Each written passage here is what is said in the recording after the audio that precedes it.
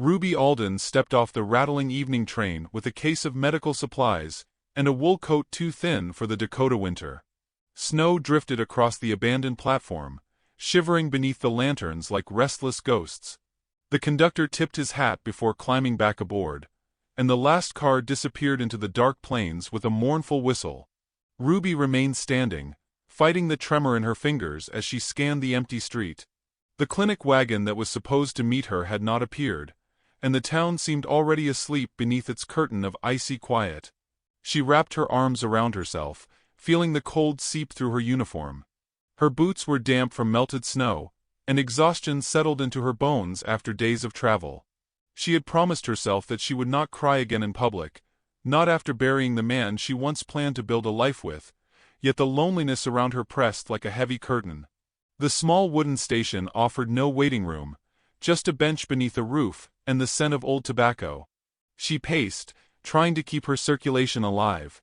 Across the road, the saloon doors swung open, and a burst of laughter spilled out, loud and unkind. Several men stared her way before turning back to their drinks. Ruby lowered her gaze and stepped further into the shadows, wishing she looked less unfamiliar. A horse snorted from behind the livery stable, and for a moment she considered knocking on its door, begging for shelter, though pride kept her still. She had cared for soldiers through harsh epidemics, and she reminded herself that courage did not vanish simply because winter tried to break her. A figure approached from the stables, moving with quiet certainty. He was taller than any man Ruby had ever seen, shoulders broad, hair tied back with a strip of leather. Snow clung to his skin like winter jewelry, and though the wind howled, he wore no shirt beneath a woven blanket that hung from one shoulder. His calmness seemed impossible, as if cold existed around him but not within him. Settlers sometimes glanced his way with suspicion, yet he continued feeding his horse, unaffected by judgment. Ruby watched cautiously, unsure if she should speak or retreat. She had been warned about unfamiliar men, especially in frontier towns where stories traveled faster than truth. Yet something in this stranger's movements felt patient, like a man who understood stillness better than comfort. He caught sight of her tremor, the small shaking of her coat sleeves, and paused. Instead of approaching immediately, he tended his fire, stacking 2 logs until the flames rose into a soft golden wall. Ruby sank onto the station bench to rest her numb ankles, wishing she had eaten more than stale biscuits on the train. Her breath turned into small silver clouds. For a moment she closed her eyes, imagining her late fiancé reading beside the hearth. She had tried to build a future in the city after his death, yet grief had wrapped around her like a fog, until she accepted a traveling nurse position. Bootsteps approached through the snow. When Ruby opened her eyes, the stranger stood several paces away, careful not to startle her. His voice carried like a warm ember, steady and respectful. "You're freezing. Come with me." Not a demand, but a gentle invitation. Ruby straightened, instinctively pulling her coat tighter, unsure how to answer. Her training had taught caution, yet she also understood the consequences of prolonged cold. He pointed toward the stable where a fire glowed softly, protected from wind. No touch, no urgency. Only space for her to choose. Ruby hesitated, weighing fear against instinct. His eyes held no hunger or recklessness, only quiet awareness. She rose slowly and followed. Inside the stable, the fire crackled beside a bay mare chewing hay. Blankets hung from pegs along the wall, and a kettle simmered above the flames. The stranger lifted one of the blankets and offered it to her, keeping his gaze respectfully lowered. Ruby accepted, wrapping herself until the shaking softened. She exhaled in relief, feeling blood return to her fingertips. "Thank you," she whispered. He nodded once and returned to tending the horse. His silence was comfortable rather than distant. Ruby studied the stable, noticing carved wooden tools whose craftsmanship revealed capable hands. They sat together without speaking for a long while. Snowflakes tapped against the stable walls. Ruby sipped warm broth from a tin cup, savoring life settling back into her limbs. She longed to ask his name, yet feared conversation might disrupt the peace. Instead she said softly that she had come to serve as the town's nurse. Outside, sleigh bells jingled faintly as a wagon rolled down the road. Ruby stood, stepping toward the door as if hope had arrived. Lantern light passed without slowing, and the wagon continued toward distant ranches. She remained at the doorway, watching the fading glow. The stranger stepped beside her, the woven blanket sliding from his shoulder. Ruby felt the cold reach for her again. Before she found words, he lifted a second blanket and placed it near the fire, a quiet suggestion. She settled back beside the flames, heart fluttering with unfamiliar gratitude. Outside, the night deepened until even the saloon dimmed to candles. Snow thickened like forgotten confessions. Ruby watched the stranger's profile illuminated by firelight, wondering who had taught him gentleness in a world that often rewarded arrogance. When she finally closed her eyes, the steady rhythm of the horse's breathing reminded her she was not abandoned after all. And though she did not yet understand why, the memory of this night would follow her like a promise, whispering that the coldest hours of her life had begun to thaw. She sensed that something inside her had shifted, not into love, but into trust, and that trust would soon ask more of her than she had ever imagined on this winter night. Ruby awoke on a bed of hay softened by folded blankets, unsure how long she had slept. Light filtered through the wooden boards of the stable, pale and milky like dawn water. The fire had cooled to embers, and the stranger knelt beside it, coaxing small flames back into existence. His movements were slow and deliberate, as if tending a fire were an art passed down from ancestors who understood winter better than any calendar. Ruby sat up, smoothing her uniform, embarrassed to have slept so deeply in the presence of a man whose name she still did not know. He handed her a warm tin of steeped herbs, the fragrance calming her body more effectively than sleep had. Ruby sipped slowly, inhaling steam scented with pine and wild mint. She thanked him with quiet sincerity. He answered with a nod that felt like acknowledgement without intrusion. She felt oddly safe, as though her exhaustion had found its first place to rest since leaving home.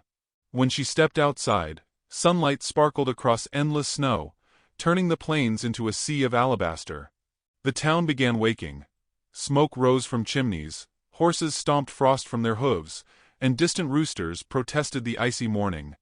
A young boy trotted past with a basket of eggs, his eyes widening when he noticed Ruby emerging from the stable beside the tall Apache. He whispered something under his breath before running off to share news faster than the wind could carry it. Ruby's cheeks flushed despite the cold. Rumors traveled faster than winter sickness in frontier towns. Still, she reminded herself that kindness deserved gratitude, not shame. The stranger offered her another woven blanket, showing how to secure it around her shoulders with a knot that rested near her collarbone. She marveled at the simple ingenuity of it. Warmth wrapped her like a second skin. For several days, the clinic wagon remained delayed by snowdrifts and illness in a distant ranch. Ruby continued helping the stranger with small daily tasks, gathering dry branches, boiling water, brushing the mare's coat until it gleamed like polished chestnut. She learned that he preferred silence over explanation, and that silence never felt empty. Ruby discovered that quiet companionship could soothe in ways conversation never did. One afternoon, she finally asked for his name. "Chayton," he replied, speaking softly, as though verbal language were only a fraction of how meaning traveled. Ruby repeated it carefully, savoring the sound. He watched her, intrigued that she spoke it without fear or formality. Together they prepared broth for travelers who came through the station with frostbitten fingers or aching limbs. Ruby wrapped bandages around split skin and treated coughs for strangers grateful for a nurse's compassion.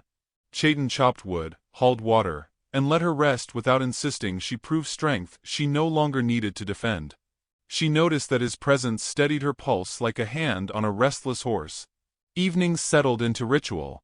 After the last chore, they sat near the stable fire eating stew from shared tins, tasting winter vegetables softened by patience. Ruby listened as Chayton shaped stories using gestures and brief sentences, letting silence carry deeper meaning.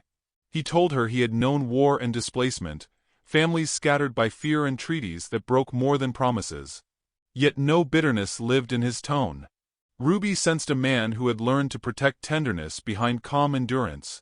She told him that she had loved once, and that illness had taken not just a life but every map she trusted. Chayton did not offer advice or consolation. Instead, he lifted more firewood into the flames, as if feeding warmth were the truest answer to grief. Ruby realized no one had ever listened to her, without trying to shape her feelings into something convenient. With him, sorrow became less lonely, a story simply allowed to breathe. Their companionship deepened through shared tasks rather than declarations. Ruby taught Chayton how to stitch a tear in cloth using a curved needle meant for surgical wounds, and he showed her how to spot deer tracks hidden beneath snow, explaining that tenderness for the world required noticing small things most eyes ignored. Ruby learned how to kindle a fire without wasting breath, and how to wrap her hair against wind, using braided linen rather than pins. Chayton learned that she hummed quietly while packing medical supplies, unaware that sound escaped her the way steam escapes a kettle. Whispers followed them across town. At the general store, two ranch wives narrowed their gazes and tightened their shawls, murmuring that a young woman should not spend evenings alone with a man who slept outside civilized boundaries. Ruby lowered her eyes, swallowing heat that had nothing to do with weather. Chayton remained unbothered, offering her space to choose dignity, without reacting to judgment. Yet Ruby felt the sting of public scrutiny chewing at her confidence. Late one night, after helping a passing traveler with fever, Ruby sat beside Chayton and admitted that she feared losing work because gossip traveled faster than medical skill. It was not vanity but desperation. She needed employment to rebuild her life. Chayton nodded, saying gently that his presence would always stir suspicion in towns still shaped by fear. He would never apologize for his heritage, yet he understood how peaceful lives could be stolen by shadows born from prejudice rather than truth. Ruby stared into the fire, hating how easily comfort could become conflict. She asked if the solution was distance between them. Chayton did not answer immediately. Instead, he reached down and added dry branches, watching sparks leap upward as though seeking stars beyond wooden rafters. Then he said she owed herself no apology for accepting warmth when the world tried to freeze her spirit. If town opinion demanded she hide kindness, perhaps the world had already surrendered more humanity than any war could steal. His words settled inside her chest like slow sunlight, melting something she had not known remained frozen. She realized she had been longing for emotional honesty more than protection. She was not afraid of his presence. She feared the loneliness that once ruled her days would return if she walked away from someone who made silence feel like sanctuary. Still, danger lived beneath their calm routine. One afternoon, while Ruby sorted tinctures, two deputies arrived with stern expressions, asking whether she intended to continue sharing clinic grounds with a man the town barely trusted. Ruby lifted her chin, telling them she assisted anyone in need and that compassion required no permission. The deputies exchanged a glance before leaving with a warning that the marshal would soon visit. Ruby's pulse throbbed, not from fear of punishment, but from fear of losing the one place where she felt seen without judgment. That evening she returned to the stable, hands trembling. Chayton noticed and asked if she wished him gone. Ruby shook her head, fighting tears she had sworn she would never spill again. She confessed she did not want to be alone, though she did not know how to protect both her livelihood and her heart. Chayton removed his blanket and draped it over her shoulders, telling her she had survived worse storms than this one. Ruby leaned into his steadiness, feeling both fragile and alive. Outside, the moon rose sharp as polished bone.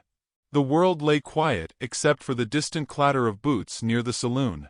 Ruby closed her eyes, savoring warmth against the growing wind. She wondered whether a life built from quiet companionship could survive a town that mistook gentleness for danger.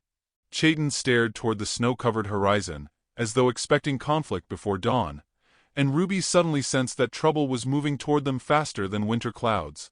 Ruby began assisting at the small winter clinic once the wagon finally arrived, its driver coughing through a scarf and apologizing for the delay. The townspeople welcomed her skill with polite admiration, grateful for someone who could clean wounds, soothe fever, and comfort infants born into frozen nights. Ruby felt purpose again, knowing her hands mattered. Yet the whispers returned, whenever she walked across the snow with Chayton at her side. He often carried wood for the clinic or lifted heavy crates, never seeking praise, simply offering strength where it was needed. Marshal Owen Gray arrived one morning wearing a thick wool coat, his breath curling like smoke as he inspected the clinic porch. He greeted Ruby with charming smiles and generous compliments, telling her she had brought Grace to the frontier. Ruby thanked him, appreciating courtesy after weeks of silence and backhanded glances. Owen watched Chayton from a distance, his expression tightening like a knot beneath polite conversation. He asked Ruby if she felt safe traveling alone, warning that winter could make even good men restless. She replied that Chayton had offered only kindness. Owen's brow furrowed at her certainty. The marshal invited Ruby to supper at the boarding house, insisting she needed warmth and civilized company. Ruby accepted out of politeness, curious about the man shaping law in a town still learning how to live with its shadows. At supper, Owen spoke confidently about order and the growing railroad. He asked about her past with gentle curiosity, and Ruby answered carefully, revealing only fragments of memory. Owen told her she deserved admiration, not hardship, and Ruby offered a soft smile without encouragement. Her heart remained steady, unmoved by his flattery. When Ruby returned to the stable later that night, she found Chayton sharpening a blade near the fire, studying her face with quiet discernment. She explained the supper invitation without apology. Chayton nodded, carving shavings from wood as though the news required no emotion. Ruby wondered whether he disapproved or simply understood that life demanded civility, even when affection chose silence. She felt safe beside him, not because he expected loyalty, but because he respected her freedom. Days passed with rising tension.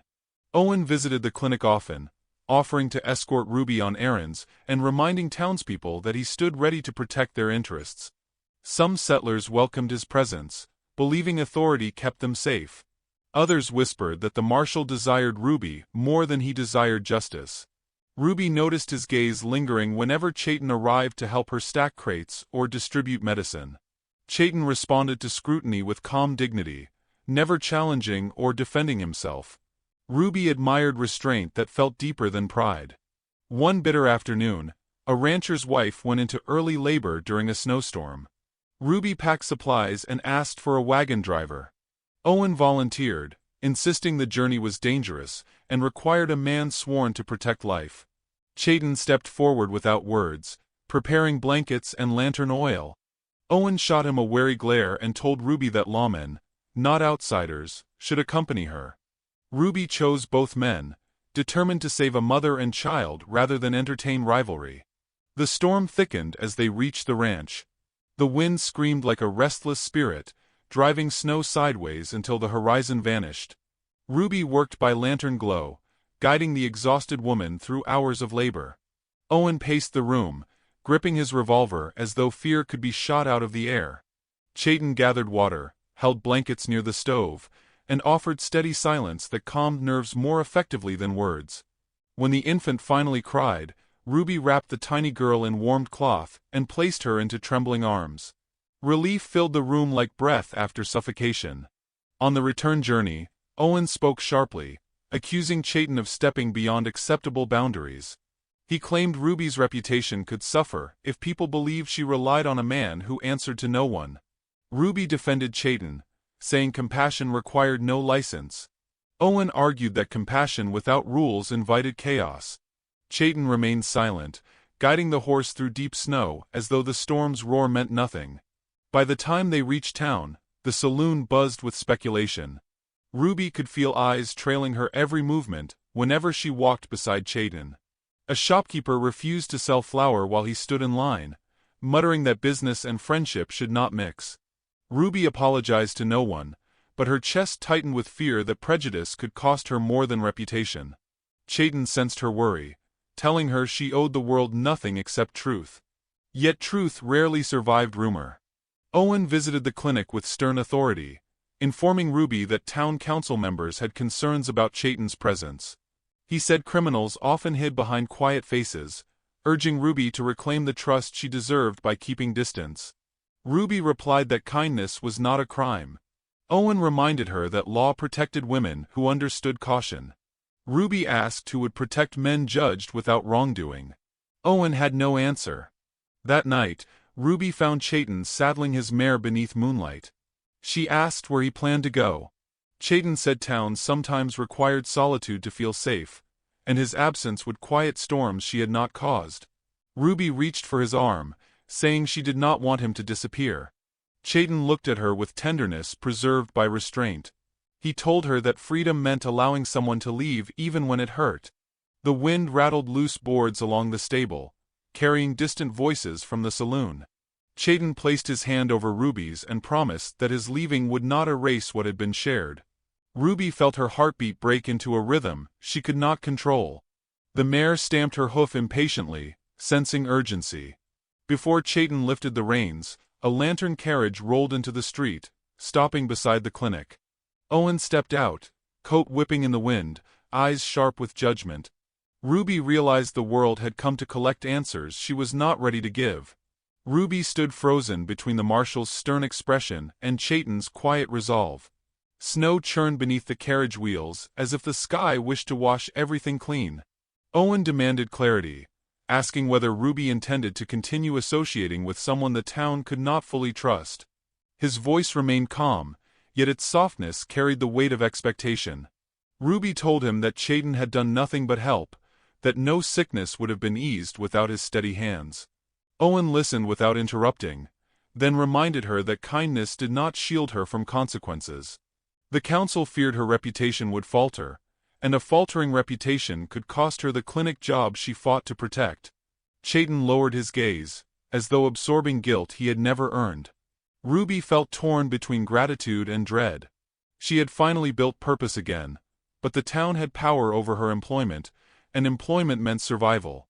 She whispered that she wished judgment were quieter. Owen answered that judgment was loudest where fear lived longest.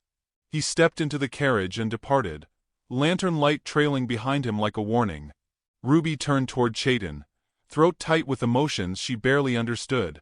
She begged him not to leave, insisting she needed his presence more than she wanted protection from gossip. Chayton studied her trembling hands, then stepped closer, not touching, only existing near enough for warmth to be felt without boundary. He told her that affection should never ask someone to sacrifice dignity. His presence had become a burden to her livelihood, and he could not allow the town to punish her for accepting compassion. Ruby felt each word like a needle slipping beneath fabric. She wanted to argue, yet she also knew he was right.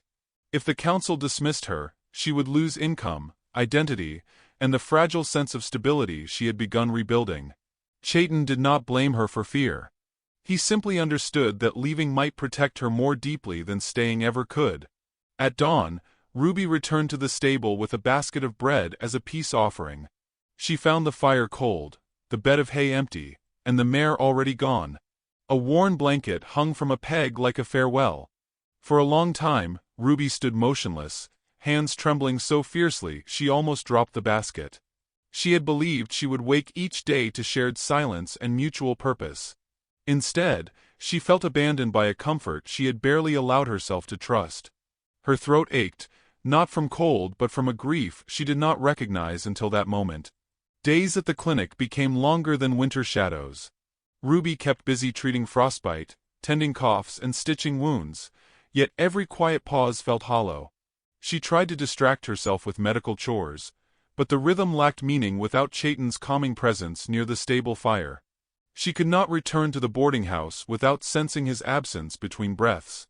Even the mare's stall carried the memory of shared evenings, quiet glances, and the safety of unspoken understanding. Town gossip grew softer without conflict to feed it, though Ruby found no comfort in silence. Owen visited her frequently, offering company and discussing a proposal to help her secure permanent residency at the clinic. He praised her bravery during the blizzard, and said the community admired her skill. Ruby thanked him politely, appreciating his advocacy even when she felt emotionally distant. Owen seemed to assume affection might eventually grow between them if she allowed time to clear sorrow. Ruby listened without argument, knowing his intentions were neither cruel nor selfish. Yet her heart remained steady, not restless. One evening, Owen arrived carrying dried flowers and a sealed envelope. The council had approved Ruby's position for the remainder of winter, promising full payment and stable lodging.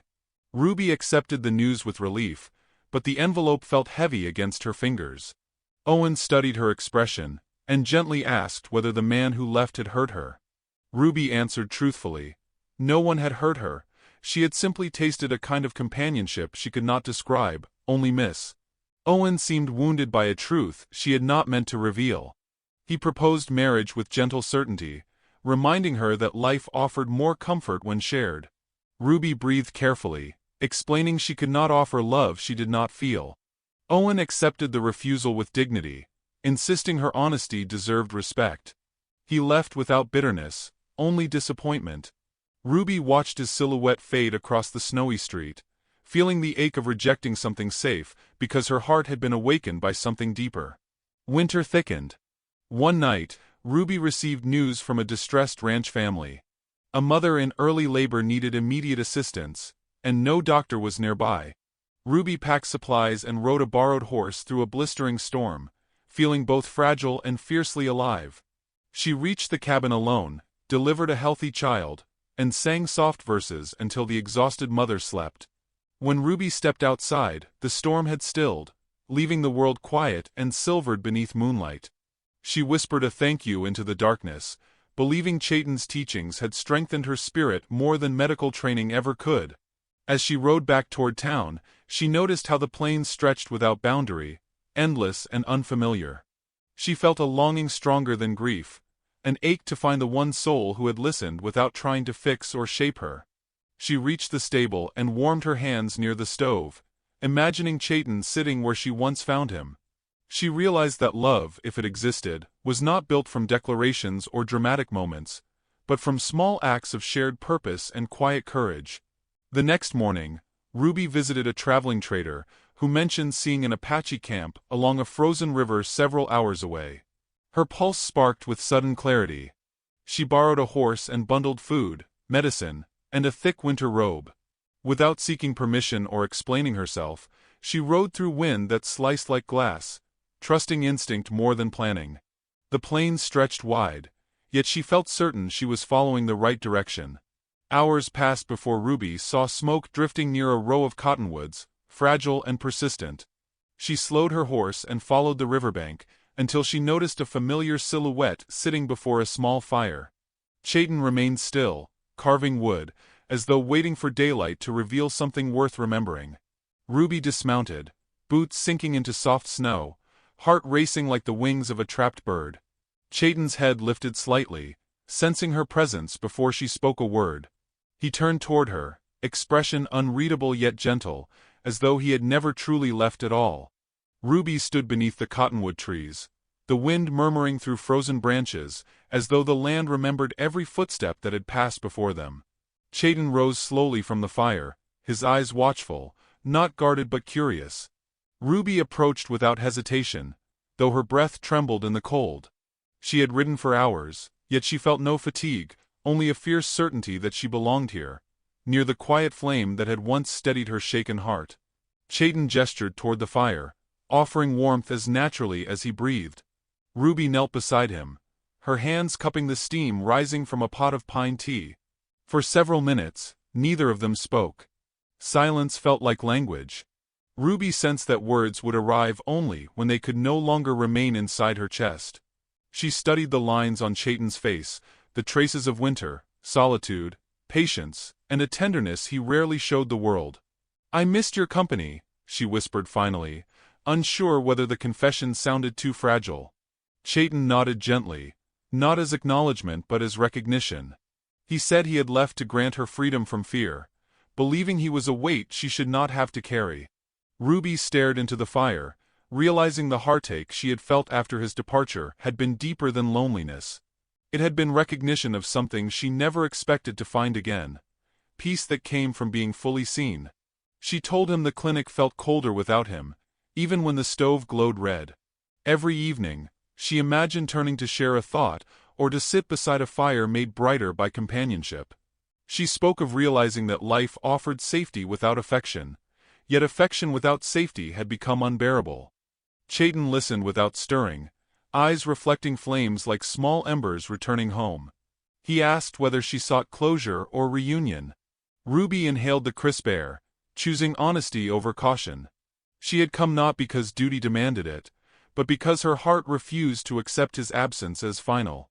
She admitted she had been afraid to need anyone again, afraid that grief would take more than it could return, yet she had discovered that needing him did not weaken her. It reminded her she could still choose connection without losing herself. Chayton lowered his blade into the snow and turned fully toward her. He spoke slowly, as if translating truth from memory. From the moment she stepped into the stable shaking from cold, he had felt something deeper than fleeting attraction. He admired her not for beauty or sorrow, but for the quiet strength that lived beneath every gesture. He confessed that love for him had never been sudden. It had been a steady river, wearing through stone until feeling became undeniable. Ruby's breath caught, not from surprise but from relief. She leaned closer, letting warmth soak through the layers she wore. She whispered that she loved him too, not as escape, not as distraction, but as recognition that her soul had found a home where silence did not feel like abandonment. Her words trembled, yet they did not break. Chayton reached out and brushed snow from her sleeve, his touch reverent, almost hesitant, as though honoring something sacred. Ruby closed her eyes, leaning forward until their foreheads met, breath mingling like prayer. No kiss, no haste, only two hearts settling into place after long distances. Chayton asked whether she wished to return to town. Ruby admitted she wanted to face the world beside him, rather than hide affection beneath fear. She preferred truth over secrecy, even if whispers continued. She had discovered that reputation mattered less than belonging. Chayton smiled softly and said he would follow wherever she walked, not as shadow or protector, but as equal. They rode back toward the settlement beneath a sky heavy with falling dusk. When Ruby dismounted near the clinic, several townspeople paused, surprised by their return. Owen stepped onto the porch, eyes widening as he processed what stood before him. Ruby no longer alone, and Chayton no longer distant. Owen's disappointment was clear, though his voice remained measured. He asked whether Ruby understood the risk she took. Ruby said she understood perfectly, and would not apologize for affection that had made her stronger. Chayton remained beside her without tension, simply present, embodying dignity rather than defiance. Ruby told Owen that gratitude would always remain between them for his support, yet her heart had already chosen its path. Owen bowed his head, acknowledging truth no argument could undo. Whispers spread again, softer this time, uncertain whether judgment or wonder should lead. Ruby and Chayton walked toward the stable where everything had begun. Chayton opened the door and lit a lantern, revealing the familiar corner where they once shared broth, stories, and silence. Ruby stood in the glow, overwhelmed by memory. Her journey had circled back not to where she started, but to where she first felt safe. Chayton took both her hands and drew her close, voice low and steady.